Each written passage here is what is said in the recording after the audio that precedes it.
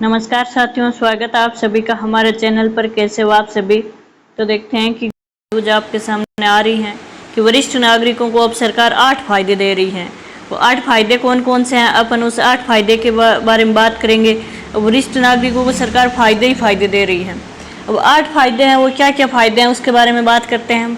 कि सामाजिक न्याय एवं अधिकारिता मंत्रालय, दूसरा है वित्त मंत्रित्व, तीसरा सड़क परिवहन और राजमार्ग मंत्रालय, चौथा स्वास्थ्य एवं परिवार कल्याण मंत्रालय, दूरसंचार विभाग, रेल मंत्रालय और नागरिक उड्डयन मंत्रालय और उपभोक्ता मामले, खाद्य और सार्वजनिक वितरण मंत्रालय।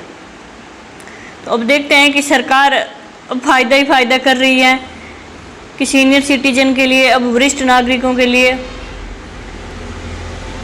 इसमें है कि सामाजिक न्याय एवं अधिकारिता मंत्रालय। सामाजिक न्याय एवं अधिकारिता मंत्रालय वरिष्ठ नागरिकों के कल्याण के लिए उत्तरदायी नोडल मंत्रालय है। इसने वृद्धजनों के कल्याण से संबंधित सभी चिंताओं को ध्यान में रखते हुए राष्ट्रीय वृद्धजन नीति तैयार की है। राष्ट्रीय वृद्धजन नीति के तहत 60 वर्ष या उससे अधिक आयु के व्यक्ति को वरिष्ठ नागरिक माना गया है। अब मंत्रालय वृद्धजनों के लिए एकीकृत कार्यक्रम योजना का भी क्रियान्वयन कर रहा है।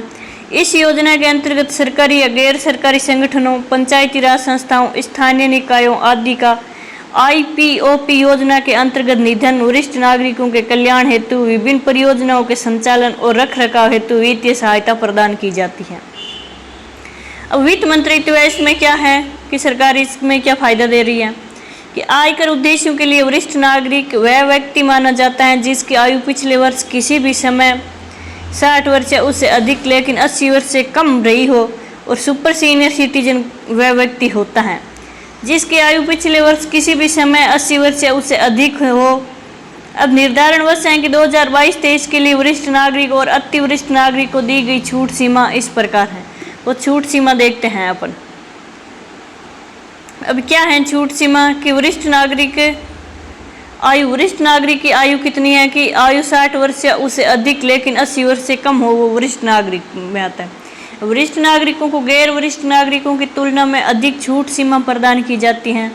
और पुरानी कर व्यवस्था के तहत छूट सीमा 3 लाख रुपए थी और नई कर व्यवस्था में 2.5 लाख रुपए हैं। और अधिक जानकारी के लिए वेबसाइट दे रखी है। अब अति वरिष्ठ नागरिक क्या है कि 80 वर्ष से ऊपर आयु के लोग अति वरिष्ठ नागरिक में आते हैं। अति वरिष्ठ नागरिकों को अन्य लोगों की तुलना में अधिक छूट सीमा प्रदान की जाती है। अब पुरानी कर व्यवस्था के तहत छूट सीमा है कि 5,50,000 रुपये 5 लाख रुपए थी और नई कर व्यवस्था में 2.5 लाख रुपए कर दी है। अब ई फाइलिंग से छूट वो क्या है वो भी देखते हैं कि वरिष्ठ नागरिक की आयु 75 वर्ष या उससे अधिक होनी चाहिए। वरिष्ठ नागरिक को पिछले वर्ष निवासी होना चाहिए। वरिष्ठ नागरिक के पास केवल पेंशन आय और ब्याज आय होती है तथा ब्याज आय उसी निर्दिष्ट बैंक से अर्जित या उपार्जित होती है जिसमें वह अपनी पेंशन प्राप्त कर रहा है। अब आगे हैं कि सड़क परिवहन और राजमार्ग मंत्रालय, ये क्या है। राज्य सड़क परिवहन उपक्रमों की बसों की अगली पंक्ति में वरिष्ठ नागरिकों के लिए 2 सीटों का आरक्षण। कुछ राज्य सरकारें राज्य सड़क परिवहन उपक्रम की बसों में वरिष्ठ नागरिकों को किराए में रियायत दे रही हैं तथा ऐसे बस मॉडल शुरू कर रही हैं जो बुजुर्गों के लिए सुविधाजनक है। आगे है कि स्वास्थ्य एवं परिवार कल्याण मंत्रालय। अस्पतालों में पंजीकरण और चिकित्सीय जांच के लिए वृद्ध व्यक्तियों के लिए अलग कतारें। वरिष्ठ नागरिक स्वास्थ्य बीमा योजना मौजूदा राष्ट्रीय स्वास्थ्य बीमा योजना के अतिरिक्त 60 वर्ष या उससे अधिक आयु के वरिष्ठ नागरिकों के लिए लागू की जा रही है। HCHIS RSBI के अंतर्गत कवरेज के लिए पात्र परिवार के प्रत्येक वरिष्ठ नागरिक को 30,000 रुपये का बढ़ा हुआ कवरेज मिलेगा। और इस मंत्रालय द्वारा कार्यान्वित की जा रही एक केंद्र प्रायोजित स्वास्थ्य बीमा योजना है जो गरीबी रेखा से नीचे BPL परिवारों को 5 लोगों की एक इकाई और अन्य 11 परिभाषित श्रेणियों को कवर करती हैं। और नामांकित लाभार्थी प्रति परिवार प्रति वर्ष 30,000 रुपये के कैशलेस स्वास्थ्य बीमा कवरेज के हकदार होते हैं। अब इसमें दूरसंचार विभाग वरिष्ठ नागरिकों की गलतियों या शिकायतों को VIP ध्वज के साथ वरिष्ठ नागरिकों की श्रेणी के अंतर्गत पंजीकृत करके प्राथमिकता दी जाती है जो एक प्राथमिकता श्रेणी है। वरिष्ठ नागरिकों को NOYT विशेष श्रेणी के अंतर्गत टेलीफोन कनेक्शन पंजीकृत करने की अनुमति है, जो एक प्राथमिकता श्रेणी है। अब है रेल मंत्रालय। अब रेल मंत्रालय में क्या है कि भारतीय रेलवे 58 वर्ष की आयु और महिलाओं और 60 वर्ष या उससे अधिक आयु के पुरुषों को राजधानी शताब्दी या जन शताब्दी सहित सभी मेल या एक्सप्रेस ट्रेनों में किराए में छूट प्रदान करता है।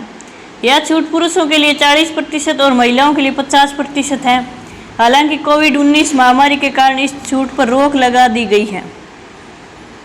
अब भारतीय रेलवे में वरिष्ठ नागरिकों के लिए टिकट खरीदने या बुक करने रद्द करने के लिए अलग काउंटर की सुविधा भी उपलब्ध है।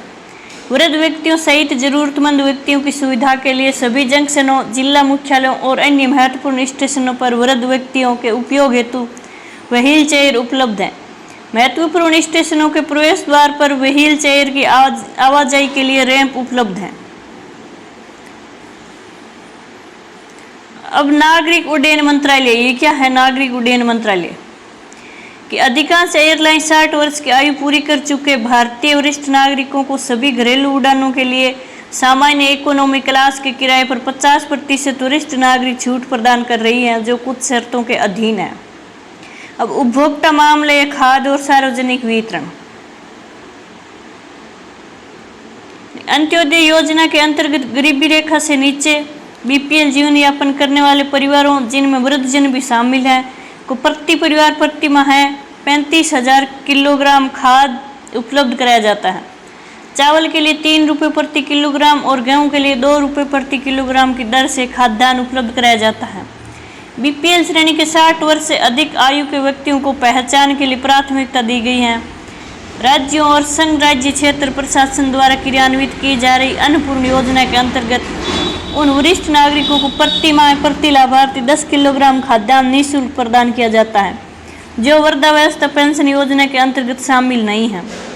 अब राज्य सरकारों को उचित मूल्य की दुकानों पर राशन जारी करने के लिए 60 वर्ष से उससे अधिक आयु के राशन को उपलब्ध किया जाता है। कार्डधारकों को प्राथमिकता देने का निर्देश दिया गया है।